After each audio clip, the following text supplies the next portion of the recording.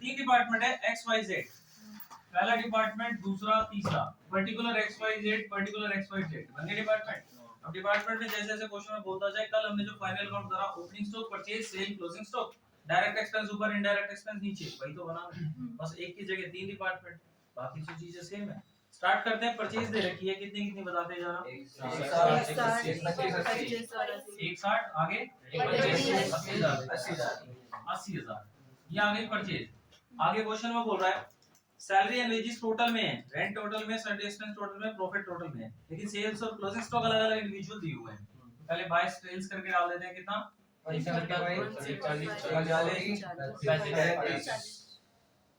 Closing stock कितने का है, 60,100,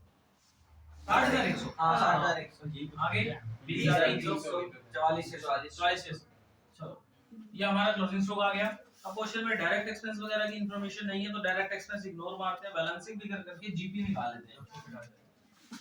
जैसे पहले डिपार्टमेंट का टू ग्रॉस प्रॉफिट कितना आया बताना जरा,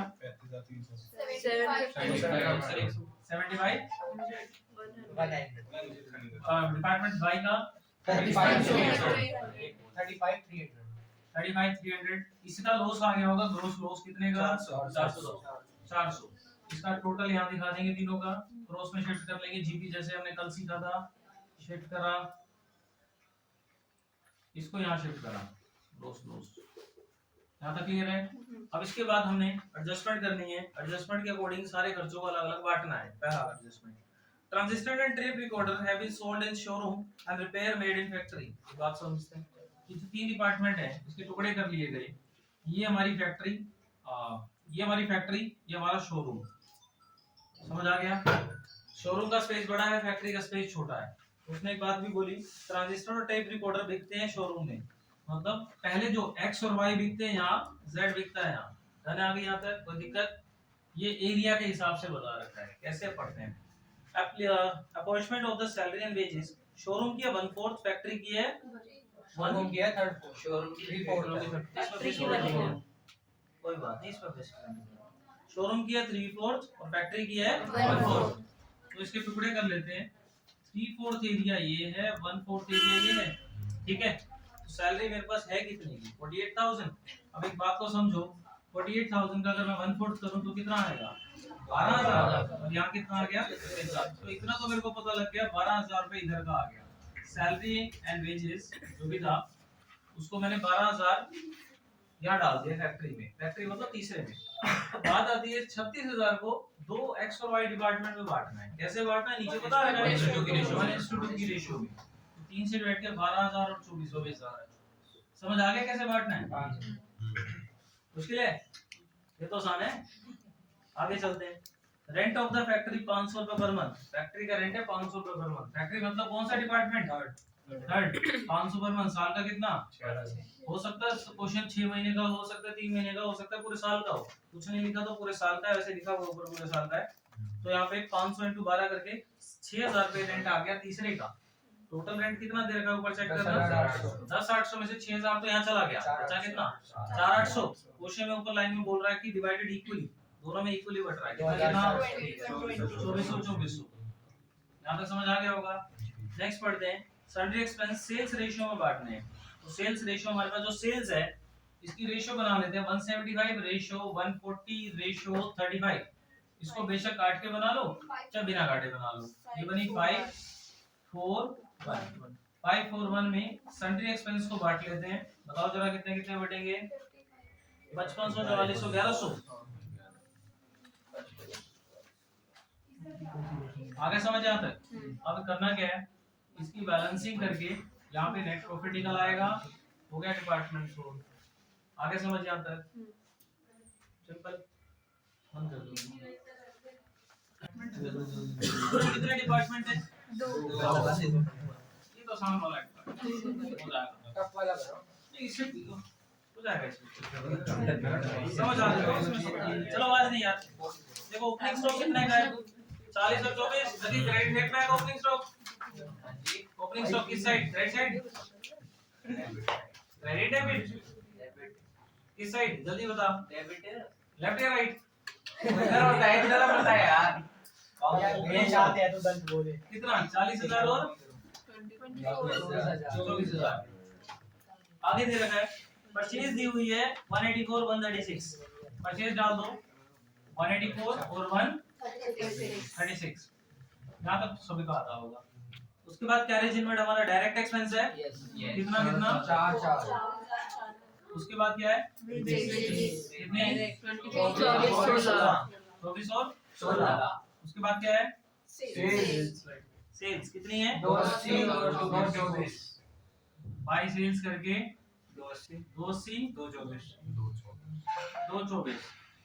क्लोजिंग स्टॉक कितना है अलग अलग दे रखा है परचेज कोई बात नहीं। सबसे पहले परचेज गुड्स ट्रांसफर y से x के पास गए 20 के, x से y के पास आए 16,000 के। सेम ऐसे फिनिश गुड्स ट्रांसफर y से x के पास गए 70 के, x से y के पास गए 80 के। Return of the finish goods है 20,000 और 14,000।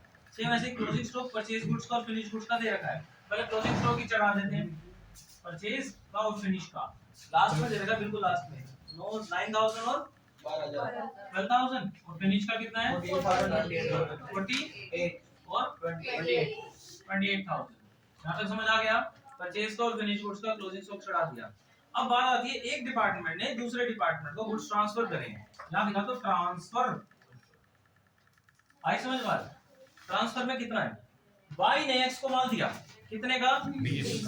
किसके पास बढ़ा किसके पास कम हुआ y ने x को दिया, x के पास बड़ा y जिसके पास बढ़ा उसके डेबिट में, जिसके पास कम हुआ या ट्रांसफर लिख के जिसके पास कम हुआ उसके क्रेडिट में। आगे समझ, जिसके पास बढ़ा उसके डेबिट में, जिसके पास कम हुआ उसके क्रेडिट में। सेम ऐसे ही 16,000 का x ने y को दिया तो y के पास बढ़ गया और x के पास कम हो गया। आगे समझ बात यहाँ तक। अब उसके बाद इसी की अगली लाइन है finish goods transfer, same treatment. y ने x को दिया फिनिश गुड्स कितने का सामान 70 का और 70 यहाँ पे 70 यहाँ पे और अगला क्या है दिया y ने x को दिया 80 और x में 80 y ने x को दिया ना 70,000 70,000 का मतलब x के पास बढ़ गया y के पास कम हो गया। और उसके बाद अगला x ने y को दिया तो y के पास बढ़ गया x के पास कम हो गया। फिनिश गुड्स का सामान। आगे समझ बात यहाँ तक सिंपल है, जिसके पास बढ़ा उसको डेबिट में, जिसके पास घटा उसको क्रेडिट में। अब ऐसे रिटर्न है y ने x को रिटर्न कर दिया तो माल किसके पास बढ़ रहा है x के पास बढ़ रहा है तो डेबिट साइड में ऐसे रिटर्न दिखाकर कितने का माल वापसी आया है 20 का और इसके पास से कितना आया है 14 का। तो सेम ऐसे इसका अपोजिट साइड में यहाँ पे रिटर्न का दिखाकर नीचे लिख नहीं सकते ना क्लोजिंग स्टॉक के, चलो भी लिख देता हूँ उसको क्लोजिंग स्टॉक से थोड़ा ऊपर लिखना, लिख नहीं सकते तभी नहीं कर रहा था। तो यहाँ पे कितना आ गया 14,000 का और यहाँ पे 20,000 का। समझ आ गया ना, इजी है। जिसके पास बढ़ रहा है उसके डेबिट में, जिसके पास कम हो रहा है उसके क्रेडिट साइड में। बैलेंस करके जीपी आ जाएगा हमारे पास। बैलेंस करके जीपी आ गया कितना 5000 और 84 ये जीपी यहाँ पे शिफ्ट हो जाएगा। यहाँ तक क्लियर है। अब बारी आती है रिजर्व निकालने की। नीचे एक लाइन बोली हुई है, पढ़ना जरा।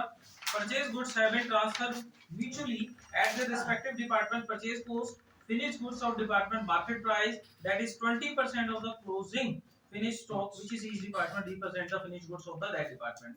अब हमने क्या किया कि हम ना जो परचेज माल है वो तो ऑन कॉस्ट दे देते हैं, लेकिन जो फिनिश गुड्स का माल है ना वो प्रॉफिट ऐड ऑन करके देते हैं। मतलब ये जो फिनिश गुड्स ट्रांसफर किया था इसने इसको प्रॉफिट ऐड ऑन करके दिया था अपने अपने डिपार्टमेंट का।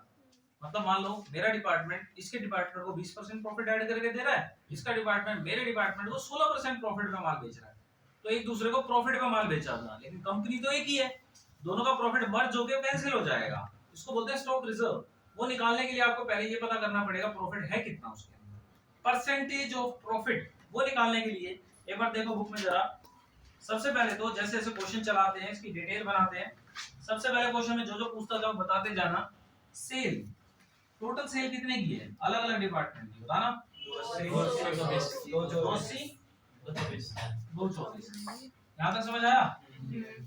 अब इसके बाद एक दूसरे को उसको बोलते हैं डिपार्टमेंटल सेल।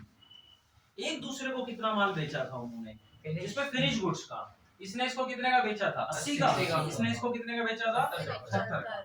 आगे समझ। तो मतलब इसने ये माल और बेचा था, ये पब्लिक को बेचा था ये इस दूसरे डिपार्टमेंट को बेचा था, तो दोनों को ऐड करके टोटल सेल आ गई थी मेरे पास इसकी 3,60,000 की, और इसके बाद कितनी आ गई 294 की। ये टोटल सेल आ गई। अब इसमें से परचेज माइनस कर देते हैं, जो रिटर्न वगैरह आ जाती है या फिर परचेज वगैरह। रिटर्न फिनिश गुड्स की रिटर्न, इसकी रिटर्न कितने की थी देखना जरा, 20,000 की, और इसकी रिटर्न कितने की थी 14,000 की। तो नेट सेल आ गई भाई। रिटर्न ये भी ना 20 की और 14 की रिटर्न।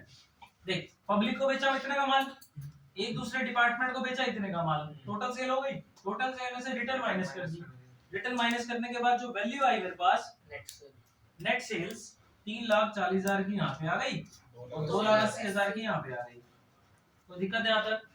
जीपी दोनों डिपार्टमेंट का प्रॉफिट कितना कितना आया है, 85,000 और 84,000। अब इसकी परसेंटेज निकाल लो, जीपी परसेंटेज, जीपी अपॉन में सेल इनटू 100। सिंपल। जीपी कितना है 85, सेल कितनी है 340, दोनों को डिवाइड करके मेरे पास इसका 25% आ गया और इसका 30% आ गया। यहाँ तक समझ आया? परसेंटेज ऑफ प्रॉफिट निकल गया। डन। पूरा समझ आ गया कैसे करा? ये परसेंटेज ऑफ प्रॉफिट निकालने के बाद अब ये चेक करना है एक दूसरे के पास इनका माल कितना बचा पड़ा है। इसके पास कितना माल बचा पड़ा चेक करना, फिनिश गुड्स का देखना 48,000 का, इसके पास 48 का माल है और इसके पास कितने का माल है 28 का, जिसमें से क्वेश्चन की लास्ट लाइन में बोला हुआ था 20% सामान बचा पड़ा है दूसरे वाले डिपार्टमेंट का और बाकी हमारा खुद का ही है। तो हमें इससे 20% से मतलब है। इसका 20% 9600 आया और इसका 20% मेरे पास 5600 आया। समझ गए बात को? मतलब ये जो माल है ना 96 का, ये y ने x को दिया हुआ है और ये 56 का x ने y को दिया हुआ है। कितने परसेंट प्रॉफिट पे? x ने जो y को दिया हुआ कितने परसेंट प्रॉफिट पे दिया हुआ? तो इसका मतलब इसके अंदर 25% लोड है। 25% लोड हटा लेते हैं, इसका आता होगा हटाने, 25 बाय 125 है। नॉर्मल जैसे कोस्ट पे कैलकुलेट करते हैं वही कैलकुलेट करना है। और 25 नहीं 25 बाय 100 करेंगे, ये भी इनवॉइस पे निकाला था, ये हमने सेल पे निकाला था। कोस्ट पे निकाला होता तो 25 बाय 125, सेल यानी कि इनवॉइस पे निकाला हुआ है 25 बाय 100 1400 आ गया। और सेम ऐसे इसका कितना माल बचा हुआ है 9600 का, कितने परसेंट प्रॉफिट है 30%, मतलब 30 बाय 100 करके इसकी वैल्यू आ गई 2820। आगे समझ बात यहाँ तक? क्या करा एक बार फिर रिपीट मारो, यहाँ तक तो नॉर्मल था।